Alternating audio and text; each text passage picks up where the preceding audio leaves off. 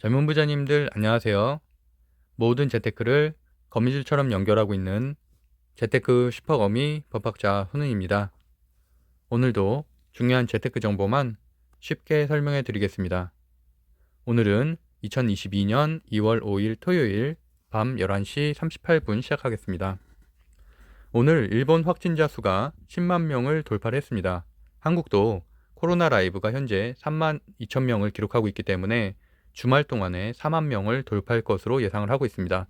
그럼 과연 이 시점에서 확진자 수가 이렇게 급증을 하고 있는데 과대낭폭한 진단키트주를 매수해야 되는지 또는 수요일부터 상승을 시작한 여행주 항공주를 매수해야 되는지에 대한 저의 생각을 간단하게 기록해 봤습니다. 지난 금요일이었죠. 금요일 새벽에 제가 올린 방송 제목인데 메타플랫폼스가 27% 폭락을 해서 미국 증시가 약화가 되었고 여전히 러시아와의 분쟁이 있기 때문에 하락장은 지속이 되고 있다. 다만 하방이 좀 어느 정도 견고해졌기 때문에 폭락보다는 횡보장 내지는 지속적인 조정장으로 갈 가능성이 높다고 말씀드렸었는데요. 일단 진단키트 관련된 주 같은 경우는 제가 1월 25일부터 강조해서 방송을 했었고 그때 이제 슈마시스도 그 당시에 이제 대장주라고 말씀드렸었고요. 슈마시스, 수젠텍, 엑세스바이오, 랩지노믹스, SD바이오 센서 이렇게 말씀드렸었는데 관련된 주들이 지난 일주일 동안 급등을 해서 슈마시스 같은 경우는 100% 상승을 했고요. SD바이오 센서 같은 경우는 55% 목요일에 상한가를 기록하면서 그 정도 이제 급등을 했었죠. 그래서 제가 이제 금요일 방송을 할 땐 끝물이다. 일단 고점에 물리신 분이 예전에 사서 고점에 물리신 분이 있다 하더라도 금요일 날 정리를 해야 된다. 다음 주까지는 끌고 가면 안 된다라는 말씀을 드렸었는데 예상보다는 빠르게 시초가부터 이제 폭락하는 모습을 보였습니다.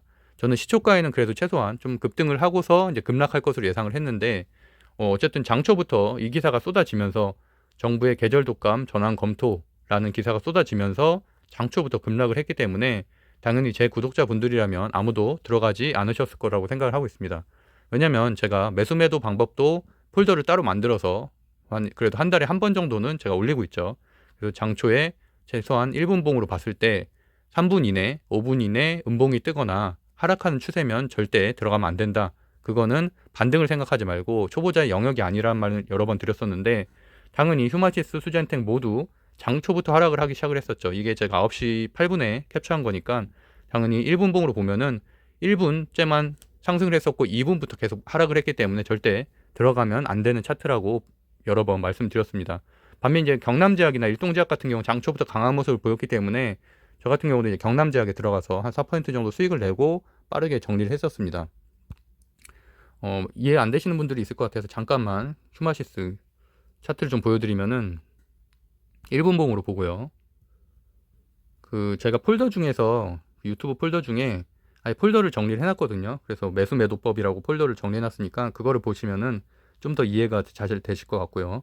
1분째는 상승을 했지만 지금 9시 2분부터 계속 하락하는 모습이죠. 심지어 9시 2분에는 굉장히 급락 5% 정도 하락하는 모습이었기 때문에 절대 이거는 반등을 생각하고 들어가면 안 된다라고 말씀드렸었고 다른 차트도 다 마찬가지죠. 그나마 SD바이오 센서 같은 경우가 조금 실적주라고 할 수가 있는데 여기도 마찬가지죠. 장초부터 하락하는 모습을 보였기 때문에 절대 들어가면은 안 되는 차트라고 보시면 됩니다. 보시면 다 똑같은 패턴으로 움직였고 여기도 시초가를 돌파를 했지만 바로 3분 이내 그래서 최소한 제가 3분은 봐야 된다고 말씀드렸었죠. 물론 뭐 그것도 자신이 없는 분들은 5분까지 보면 더 좋고요. 그럼 좀 더 안정적으로 갈 수 있기 때문에 어쨌든 시초가를 돌파했지만 바로 이렇게 눌러주는 모습을 보이면서 이런 것들은 이제 제외하는 차트라고 보시면 되고 반면 거기에 비해서 이렇게 항공주들은 모두 급등을 했었죠.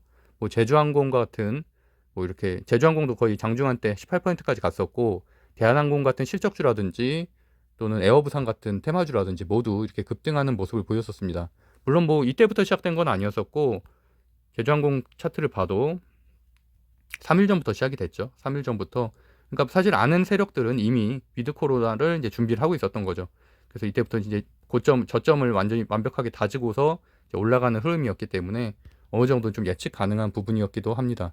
그래서 이제 특이했었던 거는 목요일이 좀 특이했었는데 목요일과 같은 경우는 진단키트 관련된 주도 올라가고 진단키트 관련된 주에서도 SD바이오 센서가 이제 상한가가 나왔죠. 그러면서 이런 위드 코로나 관련된 주도 상승하는 그런 특이한 모습이 좀 나오기도 했었어요. 그런데 금요일에 어쨌든 계절 독감이란 단어가 시장에 박히면서 어쨌든 급락을 가져오게 되는 모습입니다. 슈마시스 같은 경우는 완전히 뭐 어떻게 보면 그 진단키트 관련된 주 중에 대장주고요. 그다음에 아시아나항공 같은 경우는 뭐 항공주 중에서는 저는 이제 기본적으로 대장주라고 생각을 하는데, 왜냐면 에어부산 같은 경우나 제주항공 같은 경우는 시총이 너무 작아서 변동성이 너무 큰 편이고, 그래서 아시아나항공이 좀 무난하게 매수매도하기에는 참 좋은 종목이라고 생각을 하고 있습니다. 또 M&A 좀 이슈도 있고요. 근데 어쨌든 슈마시스 같은 경우는 저점이 점점 높아지는 전형적인 상승 추세고, 아시아나항공 같은 경우는 고점을 9월 달에 찍고 저점이 점점 낮아지고 있는 하락 추세였죠. 이제 그런 것들이 어떻게 보면 이제 좀 전환이 된 모습이고, 다만 슈마시스 같은 경우는 현재 이제 5일선을 이탈하진 않았죠. 5일선이 딱 걸쳐 있으면서 어느 정도 과대납폭에 따른 방등, 그러니까 확진자 수는 사실 계속 급증을 하고 있기 때문에 3만 명, 5만 명으로 늘어날 가능성이 있어서 반등 정도는 가능하겠지만, 그것도 이제 기술적 반등에 불과하죠. 추세 전환이 아닌. 그렇기 때문에 사실은 이제 진단키트 관련된 주들은 뭐 초보자의 영역에서는 더 이상 매수매도 하기는 어려운 상황이다라고 보시면 되고, 어쨌든 물린 분들이 혹시라도 있다면 마지막 반등을 월요일이든 다음 주에 줄 때 마지막으로 좀 정리를 하고 나오실 것을 좀 말씀드리고 싶습니다. 반대로 이제 아시아나항공 같은 경우는 현재 강하게 20선을 돌파를 했고, 그동안에 좀 역배열을 오랫동안 유지를 했죠. 그래서 조정도 4개월 정도 받았기 때문에 이제는 정배열 추세 전환, 대한항공 같은 경우 이제 정배열 추세 전환이 된 상태고요. 월요일에는 추세 전환이 되고, 아시아나항공 같은 경우는 아직은 그 120선은 좀 남아있긴 하지만 그래도 이평선 위에 올라가는 강한 모습을 보이면서 어느 정도는 조정과 상승을 좀 반복하면서, 아무래도 이 주가 같은 경우는 선반영되기 마련이니까 이번 달 안에는 시세를 모두 줄 것으로 예상을 좀 하고 있습니다. 확진자 수 보면은 보시는 것처럼 현재 36,362명이고요. 코로나 라이브가 32,000명이기 때문에 다음 주 한 수요일 정도에는 4만 명을 돌파할 것으로 예상을 하고 있고요.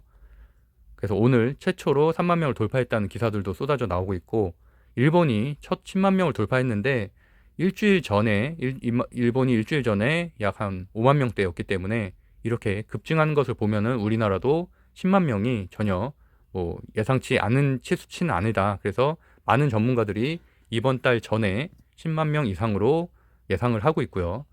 그리고 이제 보시는 것처럼 차트를 보면은 그 추세를 좀 알 수가 있죠. 굉장히 급증하는 추세이기 때문에 이게 단기적으로 사실은 꺾일 이유가 전혀 없고, 오히려 설 지난 이후기 때문에 설날 동안 혹시라도 잠복기를 거치고서 확진자 되는 수들이 있다면 당연히 뭐 10만 명을 넘어설 수도 있다고 보고 있고요. 전문가들은 14만 명, 17만 명까지도 뭐 예측을 하고 있는데, 글쎄요, 뭐 유럽 같은 경우는 그런 정도 상황에 이르렀었죠. 이르고 오히려 최고점을 찍은 다음에는 소멸되는 움직임을 보였습니다. 근데 대부분 주가라는 거는 결국에는 미래를 선반영하기 때문에 어떻게 보면은 뭐 또 다른 뭐 이렇게 스텔스라든지 이런 이상한 변종 바이러스가 또 새롭게 추가되지 않는 이상은 일단 오미크론만 예를 들면은 최정점을 찍고서 점차 소멸해 나가는 게 유럽 사례라든지 다른 뭐 영국이나 뭐 이런 곳들 사례를 보면 알 수 있다시피 결국에는 위드 코로나로 가는 추세다라고 볼 수 있을 것 같습니다. 뭐 사실 더 이상의 악재가 발생하기는 좀 어려운 상황이죠. 그래서 어쨌든 주가는 그때그때 뭐 예측보다는 대응하는 영역이기 때문에 당연히 장초에 이제 시초가를 보고서 예측하는 게 좀 더 낫다고 보고 있고요. 아무래도 뭐 9시 40분에서 이제 50분 사이에 시초가가 형성이 될 때 장초에 좀 흐름이 뭐 마이너스로 시작을 하거나 이러면은 위드 코로나 관련된 주라고 하더라도 절대 들어가지 마시고 한 화요일 정도까지는 기다렸다가 전체적인 추세를 좀 보시고서 매수하는 게 낫다고 생각을 하고 있습니다. 네, 일단은 오늘은 그 정도로 좀 정리해봤는데요. 그래서 정리를 해보면 결국엔 진단키트 관련된 주는 더 이상 이제 초보자 영역이 아니기 때문에 매수할 생각은 하지 마시고, 반등 시에는 그나마 물린 분들은 좀 정리를 하고 나오시는 것을 추천드리고, 그다음에 이제 위드 코로나 주든 충분히 매수하기는 좋은 지점이고, 고점 대비해서도 30%에서 많게는 60%까지 마이너스인 종목들이 많기 때문에 분할 매수하기엔 좋다고 생각을 하고 있습니다. 다만 월요일부터 많은 물량을 태웠을 경우에는 확진자 수 급증에 따라서 다시 그런 추세가 꺾일 가능성이 있기 때문에 어느 정도는 월요일, 수요일, 금요일 이런 식으로 좀 분산해서 매수를 해서 평단가를 좀 낮추는 그런 뭐 전략으로 대응하면은 괜찮을 것 같습니다. 네, 네이버 카페 젊은 부자들에서 주식 스터디 5기 이제 3월 반을 모집을 하고 있고요. 경제 공부 습관 만들기 21기도 모집하고 있으니까 관심 있는 분들은 체크해 보시면 좋을 것 같습니다. 그럼 오늘도 행복한 하루 보내시고요. 주말 편하게 잘 보내시기를 바라겠습니다. 감사합니다.